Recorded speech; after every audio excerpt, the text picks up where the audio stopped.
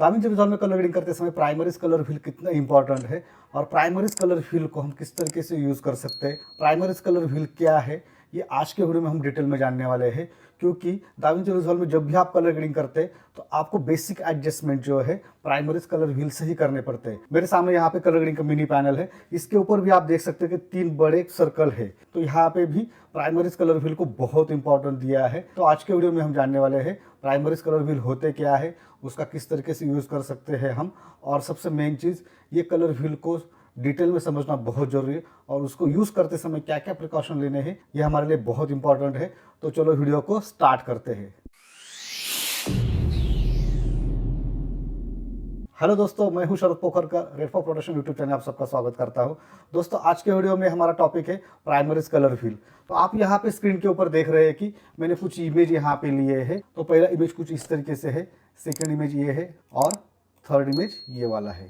और यहाँ पे कुछ मैंने ग्राफिक्स लिए ताकि आपको मैं प्राइमरीज कलर व्हील डिटेल में समझा सकूं। तो सबसे पहले इस इमेज के ऊपर हम काम करते हैं।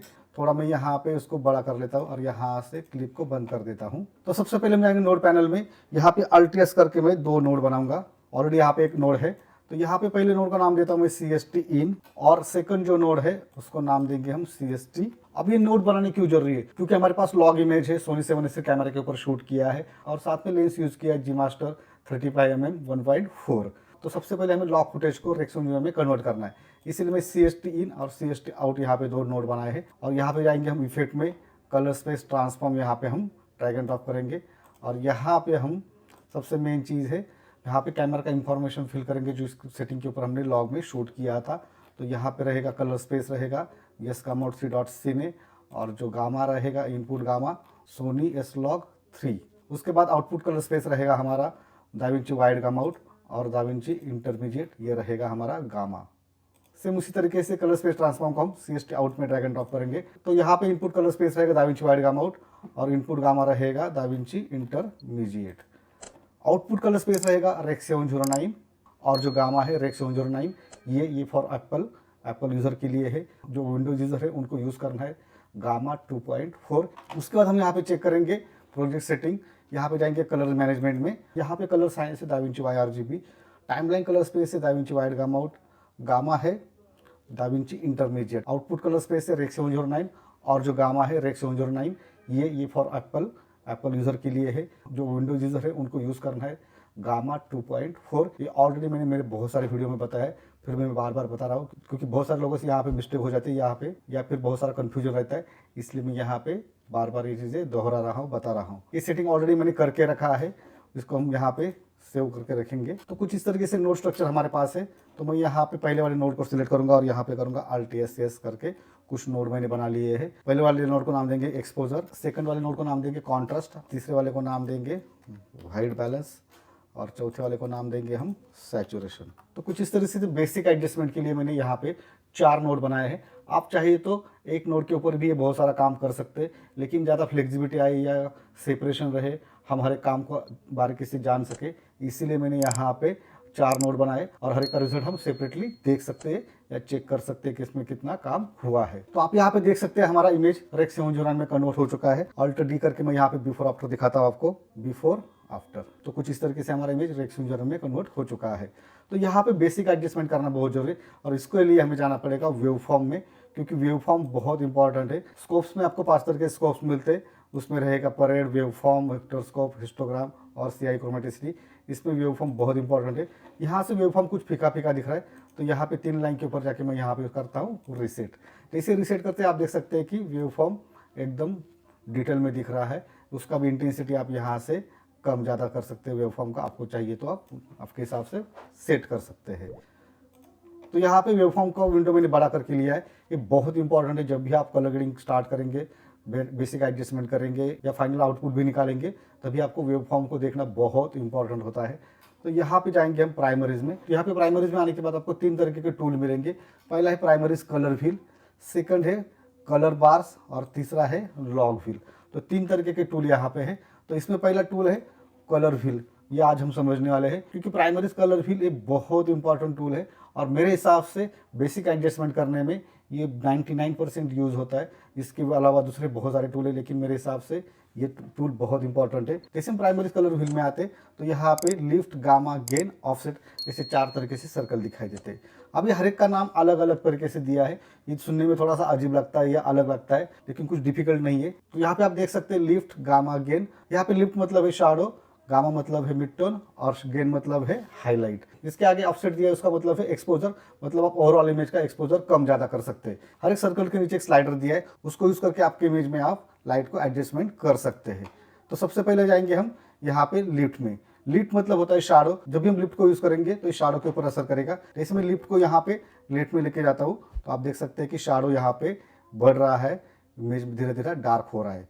और अगर मैं ऊपर लेके जाऊँगा तो शैडो के ऊपर असर हो रहा है। आप यहाँ पे ग्राफ में भी दे सकते, वेव फॉर्म में भी दे सकते हैं कि मैं यहाँ पे शैडो को नीचे लेके जा रहा हूँ और यहाँ पे ऊपर लेके जा रहा हूँ। तो कुछ इस तरीके से हम इसको सेट करेंगे। लेकिन जब भी आप शैडो को सेट करेंगे तो आपको ध्यान रखना है कि ये जो आप यहाँ पे वेव फॉर्म देख रहे हैं, ये यहाँ पे जीरो की जो लाइन है उसको टच ना हो, उसके ऊपर ही रहे, वहाँ पे क्लिपिंग नहीं आना चाहिए। दूसरा है यहाँ पे गामा। तो गामा को भी हम जैसे छेड़ते हैं तो ये मिड टोन के ऊपर असर करता है, आप देख सकते हैं मिड टोन के ऊपर ज़्यादा असर हो रहा है। और तीसरा जो है गेन, मतलब ये हाईलाइट के ऊपर काम करता है, आप देख सकते हैं हाईलाइट के ऊपर ज़्यादा असर यहाँ पे हो रहा है। तो ये तीनों अलग अलग तरीके से काम करते हैं। हर एक के ऊपर यहाँ पे रिसेट करने के लिए ऑप्शन दिया है, तो यहाँ से हम रिसेट भी कर सकते हैं। आपको चाहिए तो यहाँ पे ऊपर ऑप्शन दिया है, तो यहाँ से आप रिसेट ऑल कर सकते हैं, मतलब जितने भी आपने हर एक के ऊपर अलग अलग काम किया वो आप सभी को एक साथ रिसेट कर सकते हैं। लिफ्ट, गामा, गेन और ऑफसेट हर एक के लिए एक अलग अलग सर्कल दिया है, कलर व्हील दिया है। तो ये कलर व्हील को यूज़ करके आप हर एक के अंदर कलर की इंटेंसिटी कम ज़्यादा कर सकते हैं। जैसे मैं यहाँ पे लिफ्ट को ब्लू की तरफ लेके जा रहा हूँ तो आप देख सकते हैं शैडो में ब्लू कलर ज़्यादा हो रहा है, और यहाँ पे गेन में मैं येलो कलर बढ़ा रहा हूँ तो आप देख सकते हैं यहाँ पे हाईलाइट में येलो कलर बढ़ रहा है, और मिड टोन को मैं जैसे ऑरेंज की तरफ या अलग कलर की तरफ लेके जाऊँगा तो वो कलर वहाँ पे शिफ्ट हो रहा है या बढ़ रहा है।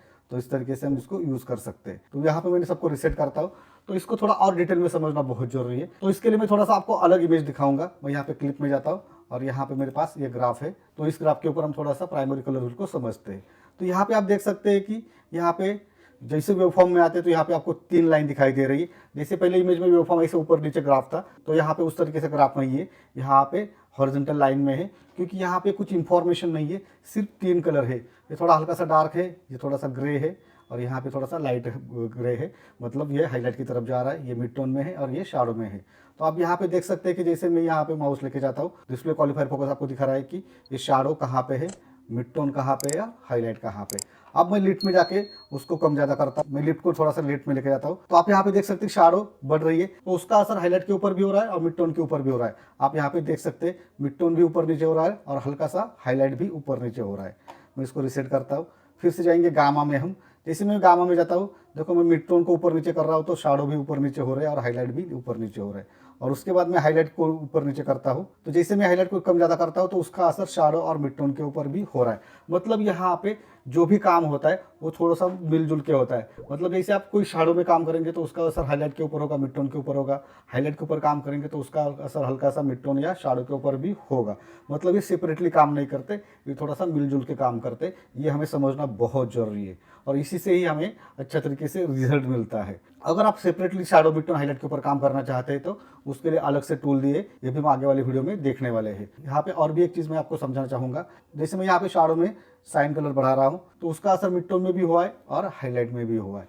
मैं हाईलाइट में थोड़ा सा येलो कलर बढ़ा रहा हूँ तो आप देख सकते हैं उसका असर हाईलाइट में तो हुआ है, लेकिन मिड टोन में भी हुआ है और हल्का सा शैडो में भी हुआ है। मतलब जैसे लाइट के ऊपर काम करते समय शैडो और मिड टोन, हाईलाइट एक दूसरे के मिलजुल के काम करते, तो यहाँ पे कलर के ऊपर भी काम करते समय आप देख सकते हैं कि हम जैसे ही शैडो में कोई कलर ऐड करते तो वो कलर आपको मिड टोन या हाईलाइट में भी दिखाई देगा, और हाईलाइट में कोई कलर ऐड करते हैं तो वो शैडो और मिड टोन में भी दिखाई देगा, और मिड टोन में भी कलर कोई कम ज़्यादा करते तो उसका असर शैडो और हाईलाइट के ऊपर भी दिखाई देगा। तो ये बहुत सिंपल सा टूल है, लेकिन इसको समझना बहुत जरूरी है। अगर आप इसको सिर्फ ऊपर ऊपर समझेंगे तो आप इसको डिटेल में यूज नहीं कर पाएंगे या इसके साथ अच्छा तरीके से रिजल्ट नहीं निकाल पाएंगे। तो मैं सभी को रिसेट करता हूँ। तो आपको यहाँ पे समझ में आया होगा कि प्राइमरी कलर व्हील किस तरीके से काम करते हैं। फिर से हम क्लिप के ऊपर जाके इमेज को सिलेक्ट करते हैं। क्लिप को मैं बंद कर देता हूँ। इमेज का हम यहाँ पे हीरो फ्रेम सिलेक्ट करते हैं, और यहाँ पे अभी इमेज के ऊपर हम काम करेंगे। मैं यहाँ पे एक्सपोजर के नोड के ऊपर आता हूँ और यहाँ पे हम काम करेंगे शैडो, मिड टोन, हाईलाइट के ऊपर। मैं यहाँ पे शैडो को ठीक करता हूँ, शैडो को थोड़ा सा लेफ्ट में लेके जाता हूँ और यहाँ पे चेक करूँगा कि ये यहाँ पे टच ना हो। मेरे हिसाब से लगभग हमारा शैडो सेट हो चुका है। जैसे हम यहाँ पे चेक कर सकते हैं कि कहाँ कहाँ पे ज़्यादा शैडो है। ओके, तो इस तरीके से हमें यहाँ पे समझ में आएगा कि हमारा शैडो सेट हो चुका है। हाईलाइट भी बहुत अच्छी तरीके से यहाँ पे है, क्योंकि ये अगेंस्ट लाइट में इमेज शूट किया है, लेकिन फिर भी मैं थोड़ा सा हाईलाइट को यहाँ पे बढ़ाना चाहूँगा। ओके, मेन चीज़ है कि पहले आपको शैडो को सेट करना है, सेकंड चीज़ है आपको हाईलाइट को सेट करना है, और उसके बाद मिड टोन को सेट करना है। अगर आप यहाँ पे थोड़ा सा उल्टा पुल्टा करेंगे तो बहुत सारी गड़बड़ हो सकती है, या रिजल्ट में कम ज़्यादा हो सकता है। इसके बाद हम display qualifier focus mid tone की जगह मतलब स्किन के ऊपर लेके जाएंगे, तो यहाँ पे आप देख सकते हैं कि स्किन टोन हल्का सा शैडो में है। यहाँ पे वेवफॉर्म में जो सर्कल दिख रहे हैं वो हल्के से मिड टोन के नीचे है, तो मैं यहाँ पे हल्का सा मिड टोन को ऊपर लेके जाता हूँ। तो कुछ इस तरीके से बेसिक एडजस्टमेंट करके शैडो मिड टोन हाईलाइट को यूज करके मतलब लिफ्ट गामा गेन को यूज करके मैंने यहाँ पे इमेज को कंट्रोल किया है। तो यहाँ पे हम बिफोर आफ्टर देखेंगे, कंट्रोल डी बिफोर आफ्टर। तो ये कुछ बेसिक एडजस्टमेंट किया है, ना मैंने यहाँ पे कलर ग्रेडिंग किया है ना कुछ किया है। आज के वीडियो में हम कोई भी कलर ग्रेडिंग नहीं करने वाले, सिर्फ बेसिक एडजस्टमेंट ही देखने वाले हैं। तो यहाँ पे उसके बाद हम जाएंगे कॉन्ट्रास्ट के ऊपर। इमेज में हमको हल्का सा कॉन्ट्रास्ट बढ़ाएंगे, उससे क्या होगा कि जैसे ही कॉन्ट्रास्ट बढ़ेगा तो हमारे शैडो और हाईलाइट थोड़े से स्ट्रांग हो जाएंगे और इमेज में अलग ही ड्रामा क्रिएट हो जाएगा। तो कॉन्ट्रास्ट बढ़ाने के लिए मैंने कॉन्ट्रास्ट का नोड सिलेक्ट किया है, और यहाँ पे मैं थोड़ा सा हल्का सा कॉन्ट्रास्ट बढ़ाता हूँ। तो आप देख सकते हो वेवफॉर्म की तरफ कि यहाँ पे शैडो और नीचे जा रहे हैं और हाईलाइट ज़्यादा ऊपर जा रहे हैं, मतलब दोनों मिड टोन से दूर जा रहे हैं। उसके बाद हम यूज़ करेंगे पिवोट। हम कॉन्ट्रास्ट और पिवोट के बारे में भी अलग से वीडियो लेके आने वाले हैं, तो कॉन्ट्रास्ट और पिवोट के बारे में डिटेल उस वीडियो में हम जानने वाले। तो फिलहाल मैं पिवोट का वैल्यू यहाँ पे थोड़ा हल्का सा कम करता हूँ। तो कुछ इस तरीके से मैंने पिवोट का वैल्यू सेट करता हूँ यहाँ पे। तो यहाँ पे देख सकते हैं दो नोड के ऊपर हमने जो काम किया है उसको control F control D before after. तो कुछ इस तरीके से हम इमेज को सेट कर रहे हैं। व्हाइट बैलेंस सेट करने के लिए जाएंगे हम यहाँ पे रेड में, और यहाँ पे देख सकते हैं तीनों जो यहाँ पे ग्राफ है मतलब रेड ग्रीन और ब्लू RGB चैनल है, ये तीनों एक लेवल पे है, मतलब हमारा इमेज सही व्हाइट बैलेंस में है।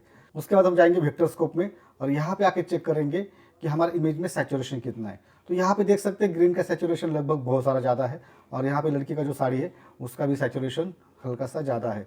ये आपके ऊपर डिपेंड करता है कि आपको सैचुरेशन कितना रखना है। ये हर एक की चॉइस अलग होती है, कई लोगों को सैचुरेशन अच्छा लगता है, कई लोगों को सैचुरेशन कम लगता है। अगर फिल्म लुक क्रिएट करना है तो आपको सैचुरेशन के ऊपर कंट्रोल रखना पड़ेगा, लेकिन आपको अगर डिजिटल लुक क्रिएट करना है तो सैचुरेशन वहाँ पे ज़्यादा ही होता है। मोस्ट ऑफ क्लाइंट को मैं देखता हूँ तो उनको सैचुरेशन वाले इमेज बहुत सारे अच्छे लगते हैं, क्योंकि हमारे इंडियन वेडिंग जो है बहुत सारे कलरफुल होते हैं और उनमें कलर दिखने ही चाहिए, लेकिन कलर कितने होना चाहिए उसका भी एक लिमिट है, तो वो भी हमें समझना बहुत ज़रूरी है। तो यहाँ पे हमने इस इमेज को कंट्रोल किया है।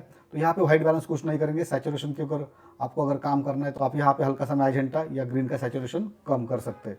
हम फिर से क्लिप में जाएंगे, यहाँ पे मैं दूसरा इमेज लेता हूँ, यहाँ पे मैं इसका ग्राफ स्टिल लेता हूँ। ग्राफ स्टिल लेने के बाद यहाँ पे मैं करता हूँ आप दूसरी इमेज को सिलेक्ट करता हूँ और यहाँ पे करता हूँ अप्लाई ग्रेड। तो यहाँ पे एक्सपोजर कॉन्ट्रास्ट को मैं रिसेट कर देता हूँ। तो ये भी हमारा इमेज रेक 709 में कन्वर्ट हो चुका है। तो यहाँ पे हम हीरो फ्रेम को चूज़ करते हैं और यहाँ पे चलेंगे वेव फॉर्म में। ओके, और यहाँ पे एक्सपोजर में जाने के बाद हम यहाँ पे शैडो को सेट करेंगे। उसके बाद हम सेट करेंगे हाईलाइट को। ओके, और उसके बाद हल्का सा यहाँ पे मिड टोन को चेक करेंगे। मिड टोन बिल्कुल सही है, लेकिन फिर मैं मिड टोन को थोड़ा सा हल्का सा नीचे लेके आऊँगा।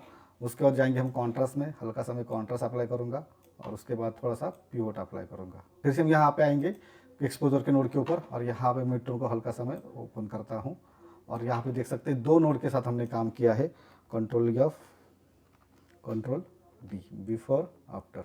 तो ये हमारा रेक 709 इमेज है और ये हमने बेसिक एडजस्टमेंट करके इमेज के ऊपर काम किया है। तो कुछ इस तरीके से बेसिक एडजस्टमेंट के लिए हम प्राइमरीज कलर व्हील को यूज़ कर सकते हैं। जब भी आप दाविंची रिजॉल्व में किसी भी क्लिप के ऊपर या वीडियो के ऊपर काम करना स्टार्ट करेंगे तो आपको पहला यहाँ पे शैडो मिड टोन हाईलाइट में ही काम करना पड़ेगा और वो होता है लिफ्ट गामा गेन में। ऑफसेट भी यहाँ पे आप यूज़ कर सकते हैं। अगर आपका ओवरऑल इमेज बहुत ही अंडर एक्सपोज या बहुत ही ओवर एक्सपोज है तो उसको कंट्रोल करने के लिए आप ऑफसेट को यूज़ कर सकते हैं, या फिर व्हाइट बैलेंस सेट करने के लिए भी बहुत सारे लोग ऑफसेट को यूज़ करते हैं। तो बहुत सारे पॉइंट है, लेकिन हम धीरे धीरे हर एक टॉपिक के ऊपर वीडियो लेके आने वाले हैं। तो दाविंची रिजॉल्व में प्राइमरी कलर व्हील को कैसे यूज़ कर सकते हैं, ये टॉपिक आपको कैसा लगा ये आपको कमेंट बॉक्स में बताना है, और साथ में red for production YouTube channel को सब्सक्राइब करना भूलना नहीं। मिलते हैं नेक्स्ट वीडियो में। Thank you.